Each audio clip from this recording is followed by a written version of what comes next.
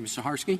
Mr. Chief Justice, and may it please the court. So there are two questions before the court. The court said in Omni that in order to maybe I wasn't very sophisticated when I was in law school, but I didn't know what the U.S. Solicitor General's office was. Like, I didn't really know that at all. I only heard about it when I was clerking, and I thought that it sounded like a cool place to apply for a fellowship. You know, the fact that I ended up spending 10 years there now is like pretty amazing to me, since I didn't know it existed when I was in law school.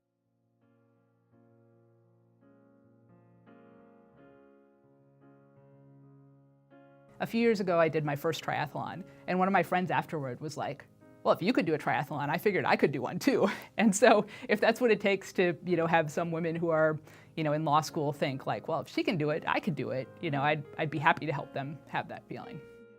Honestly, I think I'm most nervous about waking up and realizing I forgot my skirt, or I left my right shoe in California. I get sort of two pieces of advice that everybody gives. The first one was, it goes by really fast. And the second advice I've been given is relax, enjoy it, sleep enough, and that advice I find very difficult to follow.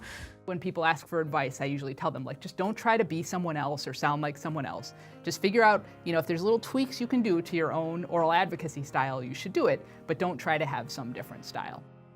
I do worry as a woman that there's a line to walk between being not confident, not coming across as confident or assertive enough that you seem play into stereotypes about being weak or meek, and coming across as too assertive and aggressive, and figuring out where that line is. There's this sentiment that women don't argue before the Supreme Court or aren't hired to argue before the Supreme Court because they're not aggressive enough. And I just think that's wrong for, probably two reasons. Reason one, there are plenty of aggressive women. I certainly, in my life have been told, that I shouldn't be aggressive in one circumstance or another.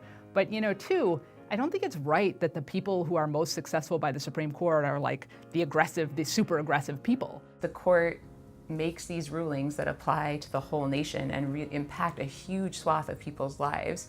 And if the people involved in making those rulings are just a really narrow slice of the country, I think it undermines the institutional legitimacy of the court and of those rulings. We have a lot of great cases that need representation, and a lot of clients, whether they're government agencies or whether they're pro bono clients or whether they're paying clients, are looking for the best person for the job.